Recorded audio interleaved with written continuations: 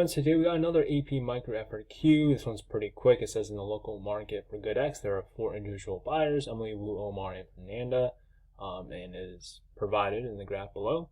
And he says the local market of good X has a perfectly elastic supply, and they want us to draw the graph for it. So a perfectly elastic supply is completely horizontal. We only will let money 5 as they want it here. It says label equilibrium price at $5, which we've done. So we can put an SN tag for minus, that's the supply. And they want us to label the equilibrium quantity as well. So we know it is just a normal downward sloping demand curve. Oops. And that is evidenced by our graph, right? So you can see up here for like $1, 5 plus 4 plus 4 plus 3, right? That's what? 7 plus 4 is 11, 16. So it has a demand or quantity of 16. But remember, our equilibrium price is $5, and so we look at $5. Emily wants to buy 3, Wu wants to buy 2, etc. So 3 plus 2 plus 2 plus 1, that is 8. So we have a quantity of 8, and so this intersection here, go down here, that should give us a quantity of 8, and that solves that part of the problem. All right, so B says, assume the cost of production increases, which causes the price of good X to increase from $5 to $7 when you calculate the price elasticity of good X. This is the equation for the price elasticity of good X. So we're going to set this equal to, and then our new demand, let's see, so it goes from $5 to $7, and so we know our original quantity is 8 at $5. When it goes to $7, obviously it's going to decrease the quantity of good X wanted. So 2 plus 1 plus 1, that is 4. And so it goes from 8 to 4. So using our percent change formula, which is final minus old over old. And so our final value is 4 minus our old value of 8. Divide all that by 8. And I guess you can multiply the entire thing by 100 if you wanted, but it's the same thing. And so then I'm going to have that over the percent change in price. Price went from $5 to $7, so new price is 7 minus the old price divided by the old price.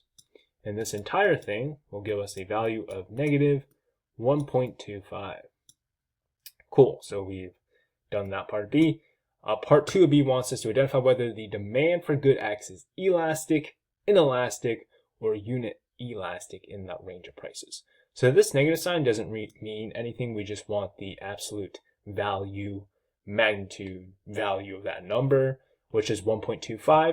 Now anything above 1, number 1 is unit elastic. Anything under 1 is going to be inelastic. Anything over 1 is going to be elastic. So this one is barely elastic. So you could say something like relatively elastic, but I'm just going to say here B2 is elastic. Oops. B2 elastic. Bang. They don't ask for an explanation or anything, but you just say it's based on that value of 1.25. All right, the last part, C, says, could Emily's marginal benefit for the second unit of good X equal $4.50? Explain. Well, let's see.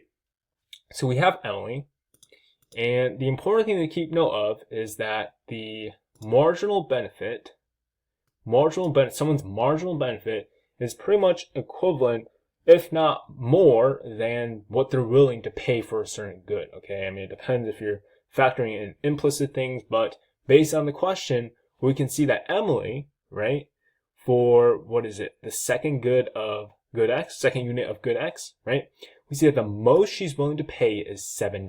So that is the utmost, or how much she is valuing that second unit of good X at $7, right? So at least $7 should be her marginal benefit for the second unit of good X.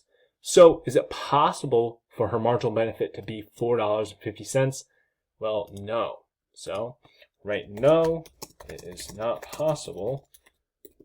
Not possible because, like I said before, Emily is willing to pay $7 for that second unit, okay? And so because of that, her marginal benefit cannot be lower than $7, okay? Because we can see here that she is willing to pay $7 for that second unit, and so that is how much she values it, okay? She sees that value as $7, and therefore we can't get something like $4.50. And so Emily's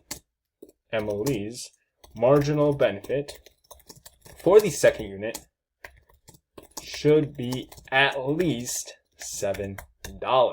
Okay, so that solves the entire FRQ. If you guys want more questions and videos just like this, make sure you subscribe, and I'll see you guys in the next one.